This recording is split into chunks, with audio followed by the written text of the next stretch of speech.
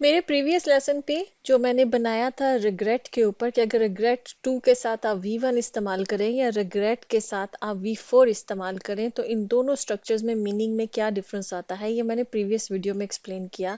उसके नीचे मुझे ये कमेंट रिसीव हुआ जिसमें किसी ने मेरे से पूछा, आप में से किसी ने, कि भी क्या हम रिग्रेट के बाद पास्ट पार्टिसिपल जिसको हम V3 कह सकते हैं, ठीक है, थर्ड फॉर्म जो होती है वर्ब की, वो यूज कर सकते हैं। और वो यूज करते वक्त क्या वो एज एन एडजेक्टिव वो बिहेव करे, ठीक है, क्या हम इस स्ट्रक्चर को इस्तेमाल कर सकते हैं? तो ये स्ट्रक्चर भी इंग्लिश में मौजूद है, हम कर सकते हैं इस्तेमाल के जब आप रिग्रेट के बाद पास्ट पार्टिसिपल इस्तेमाल करते हैं। और वो जो पास्ट पार्टिसिपल होता है V3 होता है, वो एडजेक्टिव के तौर पे बिहेव कर रहा होता है। तो ये स्ट्रक्चर मैं आज के लेसन में आपको एक्सप्लेन करूंगी।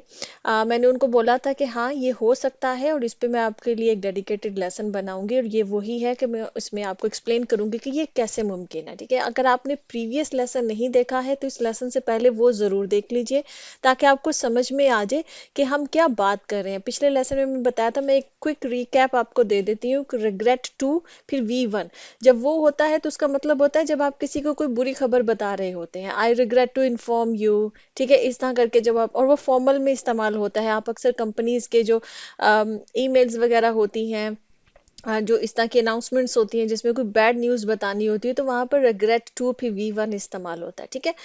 इसी तरह से जब रिग्रेट प्लस V4 इस्तेमाल हम करते हैं तो वो तब करते हैं जब हमने पास्ट के अपने किसी एक्शन के ऊपर प्रेजेंट में खड़े होकर हमने रिग्रेट, अफसोस का इजहार करना होता है। अब उन्होंने कहा है कि रिग्रेट के बाद हम V3 इस्तेमाल करें और वो V3 जो है वो वर्ब ना हो, वर्ब के तौर पे ना इस्तेमाल हो रहा, एडजेक्टिव के तौर पे हो रहा हो, तो ये स्ट्रक्चर जो है ये कैसे इस्तेमाल होता है और इसका क्या मीनिंग होता है। सबसे पहले तो हम समझ लेते हैं जिसको पार्टिसिपल एडजेक्टिव बोला जाता है, मतलब पास्ट पार्टिसिपल हो लेकिन वो सेंटेंस में एडजेक्टिव के तौर पर इस्तेमाल हो रहा हो, हम इसको पहले समझ लेते हैं। अगर आपको ये कॉन्सेप्ट नहीं पता है तो फिर हम रिग्रेट के साथ अब उसको इस्तेमाल करेंगे तो क्या मीनिंग बनेगा वो आपको समझ में नहीं आएगा। सबसे पहले हम देख लेते हैं कि जब V3 को हम एडजेक्टिव के तौर पे किसी भी सेंटेंस के अंदर इस्तेमाल करते हैं तो वो V3 जो होता है वो किसी ना किसी नाउन से पहले आएगा। होता वो वर्ब है, वर्ब की थर्ड फॉर्म होती है, लेकिन वो एक्शन नहीं बता रहा होता है। वो उस सेंटेंस के अंदर जो नाउन मौजूद होता है ना, उस नाउन के बारे में हमको कोई एडिशनल इंफॉर्मेशन दे रहा होता है। कैसे, ये मैं आपको भी समझाती हूँ। जैसे ये पहली सेंटेंस देखें, the broken window needs repair. अब यहाँ पर नाउन क्या है? विंडो है इस सेंटेंस के अंदर, ठीक है, खिड़की नाउन। अब उससे पहले आप देखें V3 है ब्रोकन। ब्रोकन क्या है? ब्रोक, ब्रेक जो है, ब्रेक, ब्रोक, ब्रोकन, ठीक है, कि ब्रेक V1 है, ब्रोक V2 है, ब्रोकन V3। V3 है लेकिन ब्रेक का क्या मतलब होता है? तोड़ना, ठीक है। ब्रोक तोड़ा, ब्रोकन तोड़ा गया। अब यहाँ पर तोड़ा गया नहीं इसका मीनिंग इस्तेमाल होगा, ठीक है। यहाँ पर ये विंडो के लिए एक जो ना वो एडिशनल इंफॉर्मेशन दे रहा है ब्रोकन हमको। वो क्या है? अब यहाँ पर ये एडजेक्टिव बन गया। एडजेक्टिव क्या होता है? एडजेक्टिव हमेशा किसी नाउन को जो है ना वो मॉडिफाई कर रहा होता है, उसके बारे में हमको कोई एडिशनल इंफॉर्मेशन दे रहा होता है। तो यहाँ पर विंडो के बारे में ब्रोकन जो है हमको एडिशनल इंफॉर्मेशन दे रहा है, क्या? कि टूटी हुई खिड़की, ठीक है। तो ये होता है पार्टिसिपल, पास्ट पार्टिसिपल जब एडजेक्टिव के तौर पर इस्तेमाल हो रहा होता है किसी सेंटेंस के अंदर या एडजेक्टिव के तौर पे बिहेव कर रहा होता है, ठीक है। वो क्या है? यहाँ पर ब्रोकन जो है वो वर्ब नहीं है, वर्ब के तौर पे बिहेव नहीं कर रहा है, यहाँ पर एडजेक्टिव के तौर पे बिहेव कर रहा है, हमको विंडो के बारे में कोई एडिशनल इंफॉर्मेशन दे रहा है। टूटी हुई खिड़की जो है उसको मुरम्मत की जरूरत है, नीड्स रिपेयर। इसी तरह से नेक्स्ट देखें, द ब्रोकन ग्लास। अब ग्लास के बारे में इंफॉर्मेशन दे रहा है, टूटा हुआ ग्लास। कट माई हैंड, मेरा हाथ उसने कट कर दिया, ठीक है। The injured player. अब प्लेयर यहाँ पर जो है खिलाड़ी, ये नाउन है। अब उसके बारे में एडिशनल इंफॉर्मेशन क्या है? इंजर्ड, वो खिलाड़ी क्या है? वो जख्मी है, ठीक है। तो इंजर, देखिए इंजर का मतलब, इंजर जो वर्ब है और ये V3 है, लेकिन हम यहाँ पर इसको वर्ब के तौर पर इस्तेमाल नहीं कर रहे। यहाँ पर ये हमको एक एडिशनल इंफॉर्मेशन दे रहा है प्लेयर के बारे में कि वो जो प्लेयर है वो जख्मी है, ठीक है। तो द इंजर्ड प्लेयर, जो जख्मी खिलाड़ी है, लेफ्ट द फील्ड, वो फील्ड में से, मैदान में से चला गया, ठीक है। इसी तरह जैसे द स्टोलन मनी। मनी यहाँ पर नाउन है, नाउन को एडिशनल इंफॉर्मेशन हमको क्या वर्ब, कौन सा वर्ब दे रहा है? स्टोलन, स्टील है, स्टील वर्ब होता है, उसकी थर्ड फॉर्म है स्टोलन, ठीक है। अब स्टोलन क्या मतलब के? चोरी की हुई। चोरी की हुई जो मनी है, जो पैसा है, चोरी किया हुआ जो पैसा है, वॉज रिकवर्ड, वो रिकवर कर लिया गया। ठीक है, आप समझ में आ गया कि V3 जब है वो एडजेक्टिव के तौर पे इस्तेमाल होता है तो क्या मीनिंग होता है, वो किसी न किसी नाउन को, उसके बाद हमेशा कोई ना कोई नाउन होगा और उसके बारे में हमको कोई एडिशनल इन्फॉर्मेशन दे रहा होगा। अब आ जाते हैं हमारा रिग्रेट वाला स्ट्रक्चर, कि अगर हम रिग्रेट के बाद V3 इस्तेमाल करें और वो V3 जो है वो वर्ब के तौर पे नहीं, जैसे अभी मैंने एक्सप्लेन किया, वो एडजेक्टिव के तौर पे बिहेव करे तो इसका मीनिंग क्या होता है। अब यहाँ पर ये इस तरह से होता है। ठीक है, उसका आप जहन में रख लीजिए कि ये हमको जब हम तब इस्तेमाल करते हैं जब हम ये कहना चाह रहे होते हैं, कोई भी जो फोकस होता है ना, जब रिग्रेट के बाद हम V3 इस्तेमाल करेंगे तो जो फोकस होता है ना, वो हमारे वर्ब के ऊपर नहीं होता है, वो एक्चुअली हमारे नाउन के ऊपर होता है।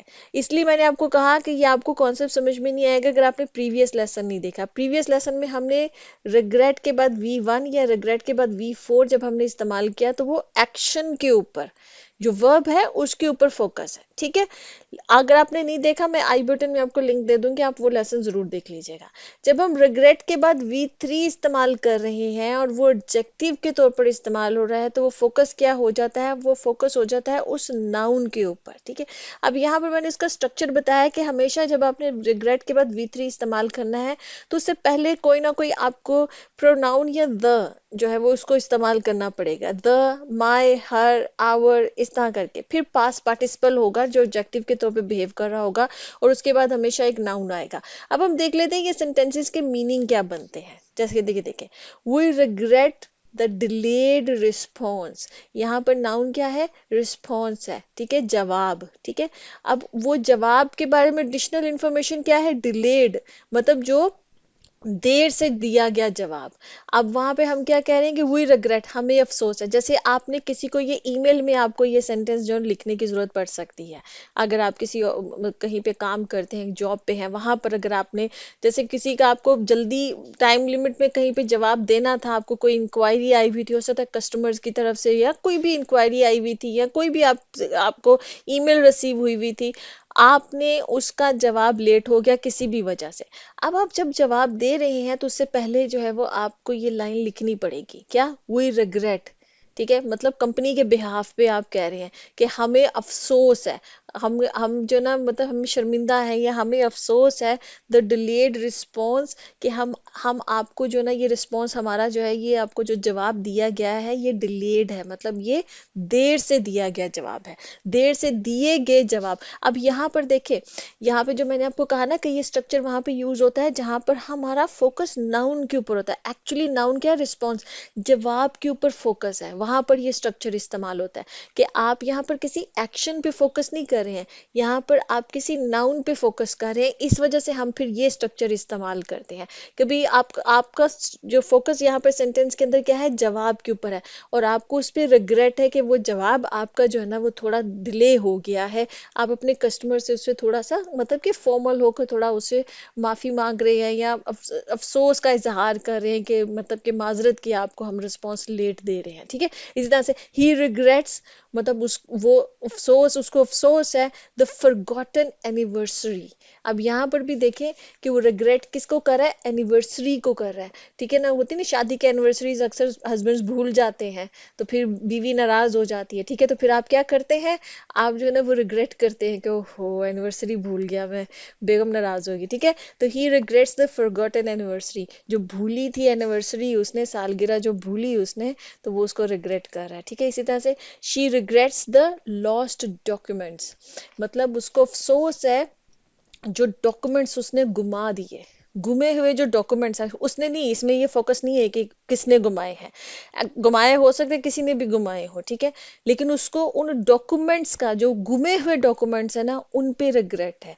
तो फोकस क्या है, डॉक्यूमेंट्स पे, कि वो डॉक्यूमेंट्स उसके लिए इंपॉर्टेंट थे और अब वो बहुत रिग्रेट कर रही है, उसको बड़ा अफसोस है कि वो जो गुमे हुए डॉक्यूमेंट्स है मतलब वो क्यों गुम गए। ठीक है, तो वो डॉक्यूमेंट्स यहाँ पर देखिए ये स्ट्रक्चर हमेशा यूज होगा जहां पर आपका फोकस नाउन पे होगा। जैसे ये देखिए, I regret the damaged relationship, ये जो खराब हुआ हुआ डैमेज हुआ हुआ रिलेशनशिप है ना, उस पे मुझे रिग्रेट है, उस पे अफसोस है मुझे।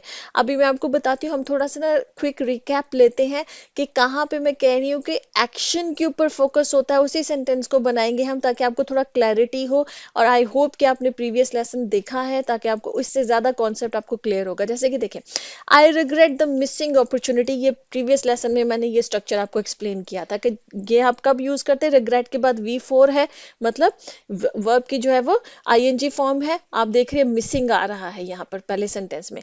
तो मैंने क्या कहा कि वो स्ट्रक्चर किस पे फोकस्ड होता है, वो एक्शन पे फोकस्ड होता है। यहाँ पर क्या है, मिसिंग के ऊपर फोकस है। आई रिग्रेट, मुझे रिग्रेट है, मुझे अफसोस है, मिसिंग द अपॉर्चुनिटी, कि मैंने अपॉर्चुनिटी को मिस कर दिया। यहाँ पे फोकस क्या, मिस करने पे, कि ओहो गवा दी मैंने वो अपॉर्चुनिटी। ठीक है, गवाने पे फोकस है तो मिसिंग द अपॉर्चुनिटी, इसलिए हमने यहाँ पर एक्शन पे चूंकि फोकस्ड है तो इस स्ट्रक्चर से बनाया।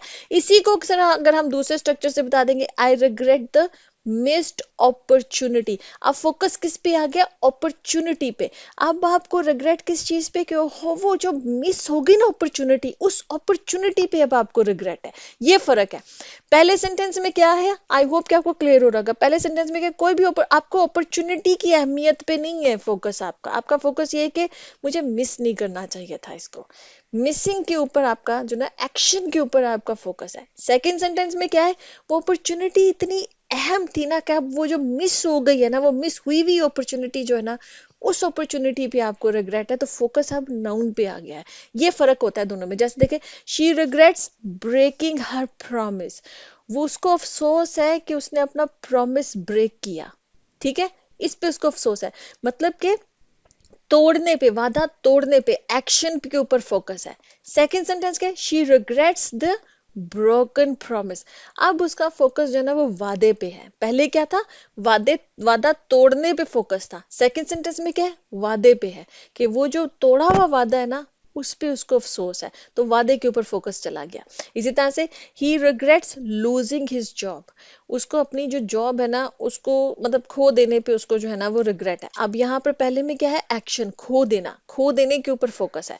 सेकंड में क्या होगा, ही रिग्रेट्स द लॉस्ट जॉब, वो जॉब जो उसने खो दी, उस जॉब के ऊपर, उस नौकरी के ऊपर उसको रिग्रेट है। तो ये दोनों में ना फर्क है, इसलिए मैंने कहा कि एक आपको क्विक रिकैप भी दिया जाए ताकि आपको समझ में आए, दोनों का एक कंपैरिजन किया जाए कि अगर एक ही सेंटेंस को हम दोनों स्ट्रक्चर्स के साथ बनाएंगे तो डिफरेंस क्या होगा। कि पहले स्ट्रक्चर में क्या होगा, एक्शन के ऊपर आपका फोकस होता है, और सेकंड स्ट्रक्चर जो हमने आज के लेसन में पढ़ा है उसमें नाउन के ऊपर फोकस है। इस वजह से फिर हम उसको इस स्ट्रक्चर से बनाएंगे। आई होप कि आपको क्लियर हो गया होगा, आज का लेसन आपको इंटरेस्टिंग लगा होगा। इसी तरह से कोई और कॉन्सेप्ट्स हैं ग्रामर के जो आपको कंफ्यूज करते हैं, आप जरूर इस वीडियो के कमेंट सेक्शन में पूछ सकते हैं। ओके जी, अल्लाह हाफिज़, नेक्स्ट लेसन।